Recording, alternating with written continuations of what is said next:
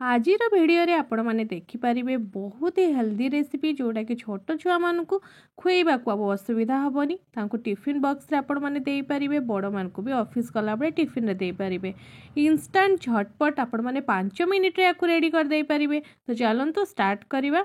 आपण मानक वेलकम करुच्ची मो चैनल चकोफेस्ट रेसिपी को। तो आज रेसिपी रे कौन टिप्स ट्रिक अच्छी चलନ୍ତୁ देखिबा। मुझे गोटे जगह नौ जो थी कि बेटर रेडी करी। तो ये टाइप गोटे गिना नौ आप चाहिए ग्लास हो कप हो मापी नहीं पारे। तो यही गिनारे सुजी नौ जो पतला सुजी से नौ आप चाहिए मोटा सुजी भी नहीं पारे। से सेम गिनारे अध गिना दही नौ दही देखिए बेसी खट्टा है टे कम खट्टा वाला दही ने ये पानी ऐड करी। तो ये देखो गोटे गिना पानी ऐड करी भलसे मिक्स करुच्ची। देखो मिक्स कला बेले भी ये पानी आहरी दरकार होची। तो मुझे आउ गोटे गिना पानी देवी। तो आप टोटाल देखु था केते गिना पानी ऐड होची। तो मुझे 2 गिना पानी देली मिक्स करेली किंतु देखली जे हे पारुनी आउ गोटे गिना माने ये 3 गिना पानी देइची गोटे गिना सुजी पाई और अध गिना दही देइची। तो यही टाइप कंसिस्टेंसी आसला पर्यंत ताकू गोले की रखी नेबे 10-15 मिनिट पाई। जदि आप इंस्टांट करिया को चाहूचंती ताले गरम पानी देकी ताकू बतुरे की रखी नेबे 15 मिनिट ये रखी सारा परे तापरे बाकी प्रोसेस करवा। तो ये देखो सांगे गोटे चटनी करुँची चटनी पे बादाम को भाजी नौ पोटल यार रेसिपी मु आगुरी कही सारी आपण मैंने मोर अलग भिडियो देखिपारे।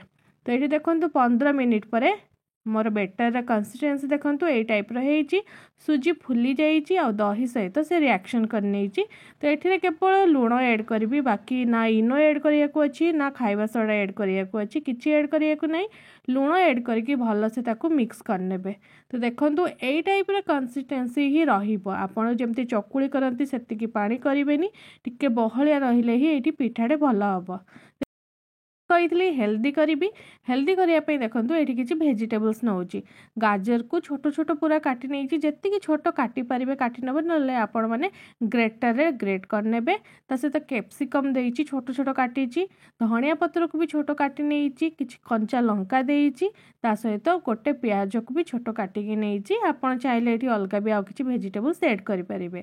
ता सहित लुण ऐड करुच्ची जी भेजिटेबल्स नहीं से हिसाब से लुण देवे आ फाड़े ये लेंबू यूज कर खट्टा आसापी टी टेस्टी भी तो लगे दरकार। तो फाड़े लेंबूर रस देकी भल से मिक्स कर नौ। जदि आपण मसालेदार किसी दरकार ताले आपण मैंने जमती कि जीरा गुंड लंका गुंड धनिया गुंड ये टाइप गुंड ऐड करेंगे किंतु मते पूरा हेल्दी दरकार आ बिना मसला वाला दरकार। तो ये देखो रेडी हो जाइए। एबे गोटे पेन गरम कर देइची अल्प तेल देकी भल से ताको स्प्रेड करने। एबे जो बेटर रेडी करके रखी बेटर रु 2-3 टंका ये बेटर दे दूची आको सबुआड़े स्प्रेड कर नौ। देखो ये गोल भाया गोटे स्प्रेड करदेली जमती रुटी बा चकुली करती किंतु चकुली जी पतला करती से करें टिके ताठू मोटा रखिए। ता सहित ऊपर जो भेजिटेबल्स गुड़ाक करी भेजिटेबल्स भी ऊपर दे दूची। देखो पूरा साइड पर्यंत देवेनि मझीरे देदेवे आ पतला लेयर करके भेजिटेबल्स देवे कहीं सीझापी ना बहुत टाइम लगे। ये देखो ये टाइप कर सारे मुझे कभर करने 2 मिनिट पाखापाखि कभर करने। देखिए ऊपर जमती जो कंचा बेटर थाए से देखा जाऊनी पूरा बढ़िया से सीझी जाइए आपण मानकर रेडी हो जाइए आजिर उत्तपम। या आपण मैंने उत्तपम भी कहींपारे आ छोट छुआ को देवे बहुत बढ़िया लगे।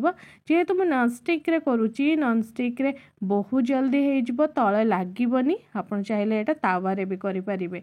तो पुणी मुझे ये देखा कि छोट छुआ को जो आपने टिफिन देवे तो केमी सेप्र कले भल लगे। छोट छुआ को सब बड़े छोट छोट जिनस देखा भल लगे। से ये छोट छोट से टाइप उत्तपम कर दूची गोटे पेन रे 3टा करी। तो मैंने आपण मैंने बुझीपारे कि केते बड़ हो बहुत ही छोट छोट हम ऊपर भी टे टाइप भेजिटेबल्स देदेवे। तो से आपण मैंने यहाँ आउ गोटे नाम भी कहींपारे जमती कि देसी पिज्जा। तो पिज्जा खाइबा तो सब छुआ भल पाती। तो जस्ट लुक टे पिज्जा टाइप कटिंग भी से टाइप करदे खाइबा को बहुत भल लगे। टिफिन रे आपण करके दिंतु देखिए छोट छुआ मैंने केबे भी टिफिन आउ रिटर्न करके आसबेनी निश्चय खाई आसीथिबे। ये लुक देखंतु भेजिटेबल्स कंचा थे भी किसी असुविधा नहीं कहीं कंचारे भी तो ये सब भेजिटेबल्स खाऊ। तो यही टाइप करके आपण मैंने चटनी सहित बनईकी दे पारे। आज मो चटनी भी बहुत टेस्टी होता ता सहित देखंतु लुक भी केते सुंदर देखा घरे आज करके देइथिली। तो घरे मोर छोट पुओ ତିନିଟା ଖାଇଦେଲା। ଆପଣମାନେ ଜାଣିପାରୁଛନ୍ତି କେତେ ଟେଷ୍ଟି ହେଇଥିବ। ଆଉ କହିଛି ମାମା ମୋତେ ଏଇ ଟାଇପ୍ର ଡେଲି କରିକି ଦେବ, ମୁଁ ସ୍କୁଲକୁ ଟିଫିନ୍ ନେଇକି ଯିବି।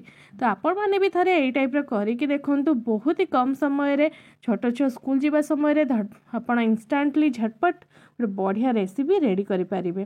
ତ ଆଜିର ରେସିପି ତ ଦେଖିଲେ ଆପଣଙ୍କୁ କେମିତି ଲାଗିଲା ନିଶ୍ଚୟ କମେଣ୍ଟ କରିକି ଜଣାଇବେ। ଯଦି ଚ୍ୟାନେଲରେ ନୂଆ ଅଛନ୍ତି ସବସ୍କ୍ରାଇବ୍ କରିନାହାନ୍ତି ଏବେ ସବସ୍କ୍ରାଇବ୍ କରିଦିଅନ୍ତୁ ଏଇ ଟାଇପ୍ର ନୂଆ ନୂଆ ରେସିପି ଦେଖିବା ପାଇଁ। ରହୁଛି, ବାଏ ବାଏ।